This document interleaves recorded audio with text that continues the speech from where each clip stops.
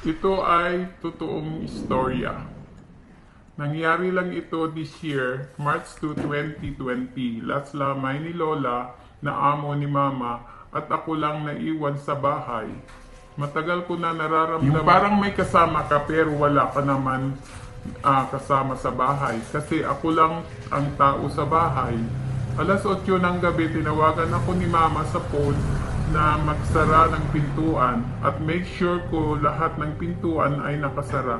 Kaso nung magsasara na ako sa may bandang likod ng bahay, nakita ko sa bintana ng kwarto ng amo ni Mama na may tao. Yung katawan niya ay talagang katawan ng matanda, itim na itim, na parang anino lang. Napaiyak na lang ako sa takot.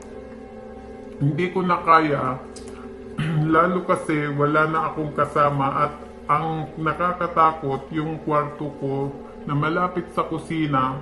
Yung pintuan ng kwarto ko ay kaharap lang mismo ng pintuan ng CR.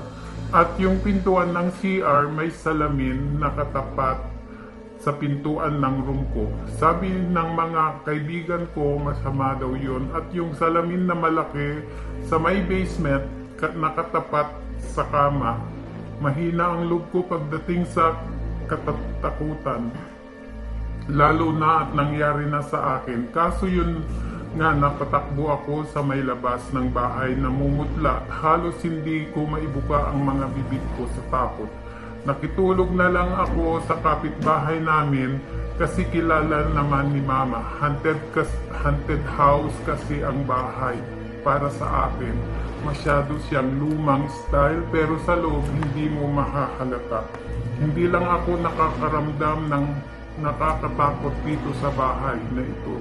Last year kasi si Mama at Tita din nakaramdam. Kaso umalis na sila, Tita, di na kinaya ang nangyayari. Halos di na siya makakahinga at maayos sa gabi.